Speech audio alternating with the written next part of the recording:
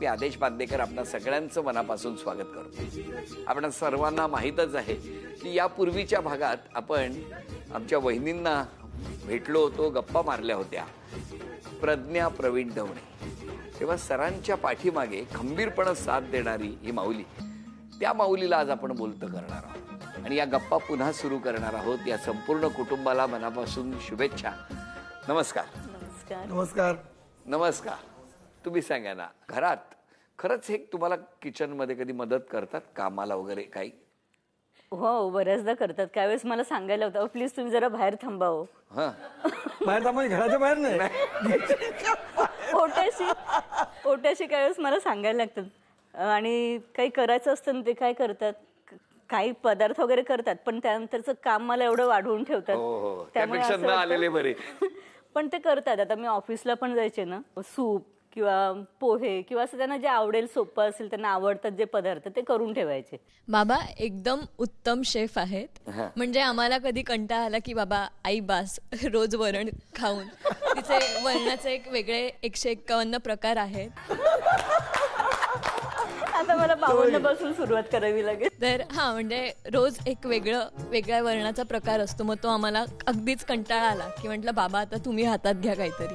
मग असं म्हटलं की मग बाबा आमच्या पाठीशी खंबीरपणे उभे राहतात आणि बाबा उत्तम म्हणजे जे करतात ते खूप कमाल असतं. आणि म्हणजे आमचा एक दिवस त्या दिवशी हॉटेलिंग सारखं होतं की एक बाबा म्हणजे खूप उत्तम शेफ आहेत बाबा. म्हणजे कोणतीही वरणाचे प्रकार आजपर्यंत मी इतके कार्यक्रम बघितले नाही, 151 मी तरी कमी सांगितलं. घरात ही टीम सगळी एकत्र असते का? बऱ्याचदा असते. हो. अरे अरे अरे. पण मग मुलगा मला साथ देतो. हो ना. हो. तो तुमच्या बाजूने कारण तो बाहेरून खाऊन येतो. आम्ही आत्मनिर्भर आहोत आणि तो आईवर निर्भर आहे. हो ना.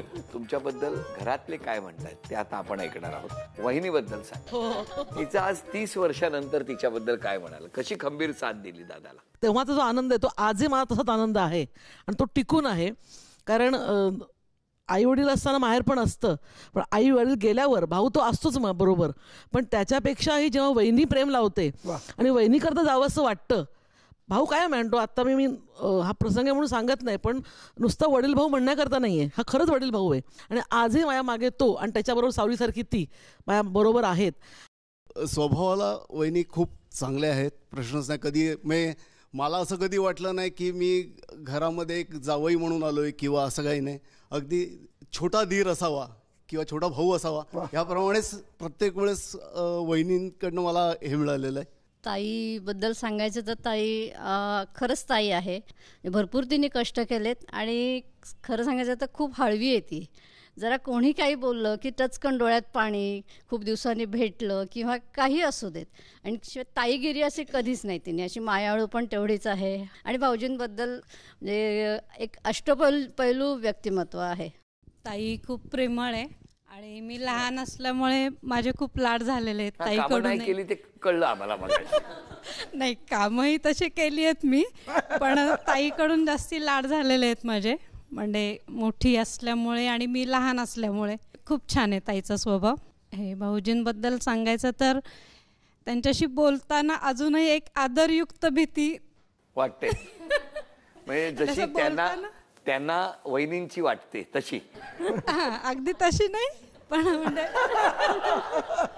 या दोघांबाबत एवढंच मी म्हणेन की मेड फॉर इच अदर, जसं इंग्लिशमध्ये म्हणतात, तसे दोघं जण इतके पूरक आहेत एकमेकांना. प्रवीणजींबाबत मी असं सांगेल की मी भाग्यवान आहे की त्यांच्यामुळे मला अनेक दिग्गज व्यक्तींना भेटायला मिळालं, जे कधी शक्य नसतं झालं. भाऊजींसाठी मला बोलायचं आहे की एकदा माझ्यावर काही प्रसंग होता आणि मी खूप अशी डिस्टर्ब झाले होते. तर त्यावेळेस त्यांनी जी मला साथ दिली आणि ज्यावेळेस ते मला सतत फोन करायचे की प्रतिभा तू झऱ्यासारखी वाहणारी आहेस, तर तू झऱ्यासारखी वाहत राहा, थांबशील तर तू डबकं होशील, तू डबकं होऊ नकोस, तू वाहत राहा. कधी काही वाटेल तर मी तुझ्या पाठीशी आहे, मी मोठा भाऊ आहे. आणि अशा प्रकारे जे त्यांच्या दोघांचं एकमेका आम्हाला जे हे आहे पाठिंबा आहे आणि ते मी कधी विसरणार नाही. जरा जावयांबद्दल काय म्हणणं आहे आईचं? ते माझ्या जावई नसून माझा मुलगाच आहे. तो फार प्रेमळ आहेत. मी केलेली मटकीची उसळ, मेथीची भाजी, भाकरी हे खूप आवडतं. कारण घरी वरण फोनवर करणार काय, बाहेर जे मिळेल ते आवडतं त्यांना. मग त्यामुळे मी एकच गाणं म्हणत असतो, मटकी संभाल ब्रिजोबाला. काही नाही, नात्यातली शक्ती ही मला या सगळ्या मंडळीमुळे कळली. कष्ट आणि सात्विकता. अक्षरशः सुमाताई म्हणजे आमची आई ही एक मूर्ती आहे, प्रेमाची अक्षर मूर्ती. इतकं सगळं तुम्ही बोलत असता, या माऊलीबद्दल सांगत असता. आता एक छोटासा खेळ आहे तुमच्यासाठी, आणि तो खेळ तुम्ही व्यवस्थित खेळला, सगळी 5ही उत्तरं बरोबर आली, तर या माऊलीला झी मराठीकडून सोन्याची नथ मिळणार आहे. हो. या खेळामध्ये समोर काही वस्तू ठेवलेल्या आहेत, त्या वस्तू तुम्ही स्पर्शाने ओळखायच्या आहे, आणि जर त्या 5ही वस्तू बरोबर ओळखल्या तर या माऊलीला झी मराठीकडून सोन्याची नथ मिळणार आहे. वहिनी, तुम्ही त्यांचा हात हातात घ्या, हां, आणि एक एक वस्तूकडे जा, स्पर्श करा.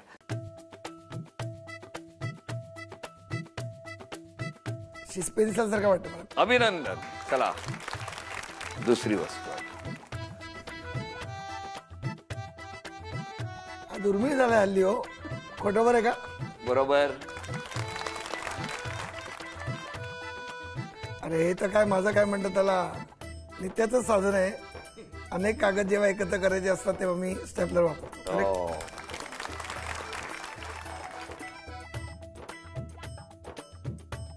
क्या बात आहे. मला वाटतं घरी गेल्यावर लिहायलाच बसावं लागणार मला, कारण पेन्सिल दिली पण तेव्हा त्याला टोक नव्हती, म्हणजे नक्की शार्पनर असणार टोक करण्याची.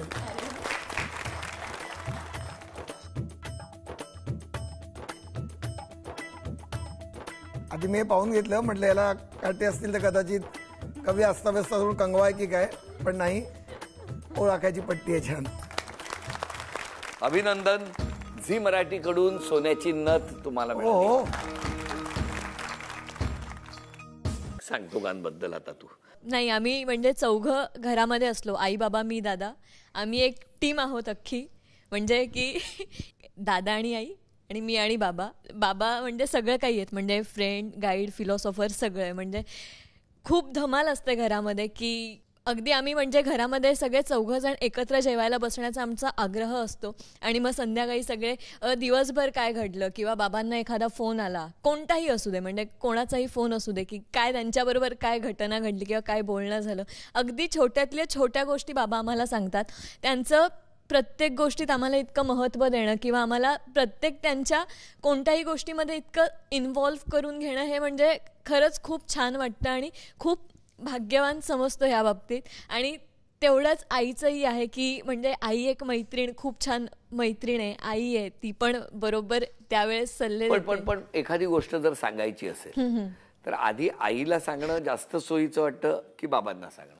आई आई आई आई तेव्हा आई. हो. हा, एरवी बाबा. सोयीनुसार. पैसे मागायचे असतील ना तर माझ्याकडे. म्हणजे अगदी म्हणजे की बाबांशी जरा 1 मिनिट प्रेमाने बोलले की त्यांना विचारतात ते किती हवे आहेत. बरोबर. दोघांमध्ये समजावणं सोपं कोणाला आहे? कठीण आहे. हे सोपं नाहीच ही गोष्ट. म्हणजे दोघांनाही समजावणं नाही, अजिबात नाही. म्हणजे अगदी म्हणजे की आई किचन मध्ये असेल तर मग हळूच किचन मध्ये जायचं, बाबांचा हो, थोडीशी कामं करायची, आईला मदत करायची, शांत करायचं आणि मग समजवायचं. पण त्यातल्या त्यात दोघांपैकी कोण कोणावरती रागावतं? त्यातल्या त्यात दोघेही रागवतात एकमेकांना. असं काही नाहीये. म्हणजे बरं प्रवीणजी, मला सांगा, घरी येताना जर घरातलं वातावरण गरम असेल किंवा वहिनींचा मूड चांगला नाहीये, हे तुम्हाला कळतं कसं? अंदाज कसा आहे? नाही, पण त्याही आधी मी सांगेन वेदश्रीकडून, मी घरात नसताना एवढं काही शिजत असेल या निमित्ताने कळलं मला. खरं म्हणजे अबोल आहे तिचा एक तो झेंडा असतो, अबोल असणं थोडंसं, आणि चेहऱ्यावर कळतं. आता ते नेमकं कुठला तपमापक नाही, ज्याच्या लग्नाला 20-25 वर्ष झालेत ते ऐकणारे कुठलेही नवरे म्हणतील ताबडतोब लगेच फोनवर कळतं अमुक काय करतं. आणि ते तात्कालिक असतं, हे सुद्धा अनेकदा कळतं. म्हणजे काय फार नाही, आणि त्याची कारणं सुद्धा काही वेळेला इतकी व्यावहारिक असतात, साधी असतात. पण वहिनींना मला विचारायचं की वहिनी, जर प्रवीणजींनी स्वभावातला एखादा बदल जर करायचा असेल तर कुठला केल्याने ते जास्त आनंदी होतील असं तुम्हाला वाटतं? काय ना, बदल करायला म्हणजे त्यांना आम्ही सांगतो. तो कसा, ते खूपच इमोशनल आहेत. मी हळवी आहे, पण तो माझा हळवेपणा वेगळा आहे.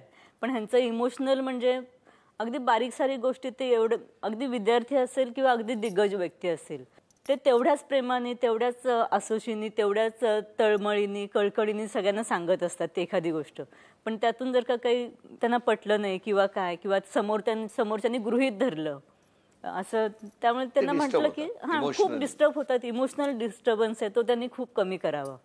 कारण हो नाही म्हणजे काही वेळेला काय वाटतं आता ह्याच्या संबंधाचं कारण असतं ना की मला हा नेहमी प्रश्न पडतो, त्याचं उत्तर नाही आलं की कृतज्ञता आणि कृतज्ञता हे 2 गुण आहेत, मला माहिती आहे, मला कळू शकतं ते. परंतु अक्षरशः परवापर्यंत आपण काहीतरी त्याला साथ दिलेली असते आणि 4-5 दिवसात 8 दिवसात ती परिस्थिती बदलल्यावर माणसं फटकन कशी 360 अंशात बदलतात. आश्चर्य वाटतं. त्याने माझं आर्थिक नुकसान कमी होतं, जी रक्कम असेल ती मी सोसू शकतो, पण मला आतून हादरे बसतात. कारण काय माहिती आहे का, आता जे की मुळात चांगली माणसं जी आपल्या जोडली गेलेली ती आयुष्यात कमी असतात आणि त्याच्यातला मग असा होता ते कळल्यानंतर, तो मणी तुटल्यानंतर खूप त्रास होतो आणि वाईट वाटतं. असं म्हणजे तो मणी जोडेपर्यंत आम्हाला त्याचा एवढा त्रास होतो की हे काय एवढा त्रास करून घेतात, ते त्यांनी खूप कमी करायला कुठला बदल केला पाहिजे. बदल म्हणजे तिच्यामध्ये ज्याला आपण म्हणतो की नाही की हळवेपणा वेगळा आणि भावविवशता वेगळी.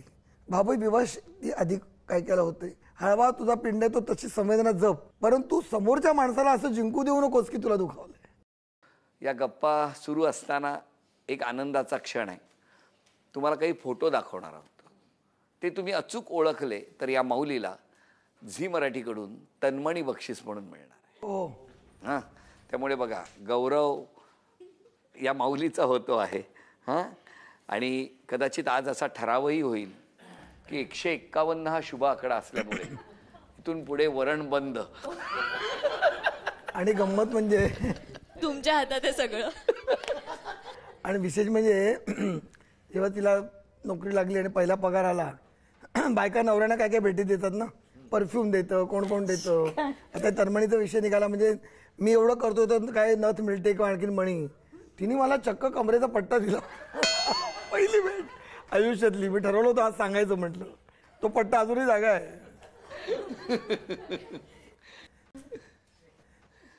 पहिला फोटो अवधूत गुप्ते. अभिनंदन. राहुल देशपांडे. अभिनंदन. आदर्श शिंदे. अभिनंदन. झी मराठीकडून हा तन्मणी तुम्हाला मिळाला. अभिनंदन. मला सांगा, आज क्षमा मागायची असेल तर तुम्ही कोणाची मागाल? मी क्षमा मागण्यापेक्षा सुद्धा न मुद्दामून नाही, पण माझ्या एका कविता संग्रहातली कविता आहे, ती पुरेशी बोलकी आहे. तुमची परवानगी असेल तर त्या निमित्ताने विशेषतः प्रज्ञाच्याच कौतुकाचा आणि तिच्याच गौरवाचा. आणि मला फार ही एकच गोष्ट फार आवडली. मला जेव्हा कार्यक्रम मी बघतो आपला ना, तेव्हा मला आनंद काय वाटतो माहिती आहे का, हा थोडा मी जरा विषयांतर करत असेल पण मला करायचं आहे की इतक्या चाळीत बारीक बारीक कानाकोपऱ्यात तुम्ही जाता आणि त्या माणसांना बोलतं करता, डोळ्यात त्यांच्या पाणी येतं, लोक स्पष्टपणे बोलतात. आणि माझ्या लक्षात असं आलं की एकत्र कुटुंब पद्धती भारताची जी खासियत, जे वैशिष्ट्य आहे ते टिकवण्याचं प्रचंड मोठं काम होम मिनिस्टरने केलं आहे आणि मी खरोखर त्याला दाद देतो. हात तुझे हाती हवेत, हात तुझे हाती हवेत, ज्वालामुखीत बांधेन घर. हात तुझे हाती हवेत, ज्वालामुखीत बांधेन घर, निखाऱ्यांचा पाऊस येता सोबत देतील तुझे स्वर. तळघरात लपलेले विरून जाईल सारे भय, वर्षे सारी जातील मागे, पुन्हा कोवळे होईल वय. अनोळखी आघातांनी आयुष्याला ताल येईल. तुम्ही स्त्रिया हे काम करत असता, सगळ्या स्त्रियांना मी अर्पण करतो, माझ्या बहिणींना, तायांना, वहिनींना. अनोळखी आघातांनी आयुष्याला ताल येईल, बघता बघता पत्थर सुद्धा हळूच एक हिरा देईल. जीवन एकदा म्हटल्यावर, जीवन म्हणजे पाणी पण आणि जीवन म्हणजे आयुष्य पण, जीवन एकदा म्हटल्यावर पूर येतोच केव्हा तरी. जीवन एकदा म्हटल्यावर पूर येतोच केव्हा तरी, लाटेवरती स्वार होऊन आकाशाला आणू घरी. विश्वासाच्या स्पर्शाशिवाय सारे काही फिके आहे. आणि पती पत्नी नात्यांना मी सांगतो की केवळ संशयाच्या धुक्यात नाती नका तोडू रे, तो विश्वास आहे. म्हणून विश्वासाच्या स्पर्शाशिवाय सारे काही फिके आहे, सतार आतली मिटली तर 2 शब्दात धुके आहे. सारे काही एकवटून जेव्हा घट्ट जवळ घेतेस, प्रार्थनेच्या सुंदर देशी पंखावरती अलगद नेतेस. आणि शेवटी एवढा दूर क्षितिज रस्ता, एवढा दूर क्षितिज रस्ता फक्त 1 पाऊल होतो. किती आयुष्य मोठं असलं ना तरी बायकोची जर साथ असेल पत्नीची तर छोटं होतं आयुष्य पटकन. आणि नसेल ना 1 पाऊल सुद्धा वाटतं कसं चालू. एवढा दूर क्षितिज रस्ता फक्त 1 पाऊल होतो. देव आपल्यात अंकुरताना सारा जन्म राऊळ होतो.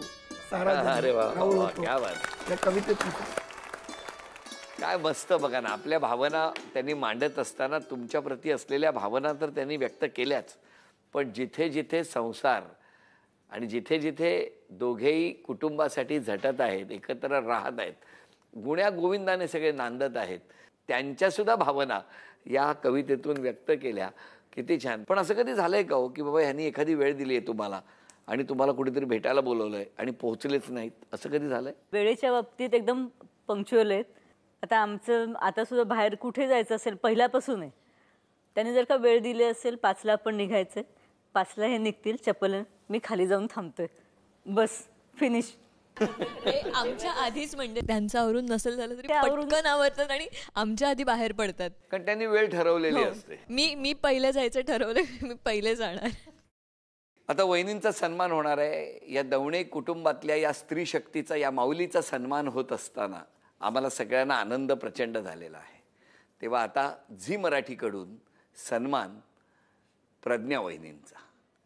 दिवाळीच्या सणी मजा आणा हो पैठणी, दिवाळीच्या सणी मजा आणा हो पैठणी, वर तंग चोळी गळी घालीन मी तन्मणी. अरे वा वा वा वा वा. वहिनींना मिळत आहे तथास्तु पुणे आणि कोल्हापूर यांच्याकडून पैठणी. अभिनंदन. कुटुंबात कायम आनंद नांदो. त्यांच्या मनातल्या सगळ्या इच्छांना सिद्धिविनायक तथास्तु म्हणू ही प्रार्थना करून आजचा भाग इथेच संपतो आहे. आपणा सर्वांच्या सुखासाठी प्रार्थना आणि त्याचबरोबर पुन्हा भेटूया अशीच एक पैठणी घेऊन होम मिनिस्टरच्या पुढच्या भागात. नमस्कार.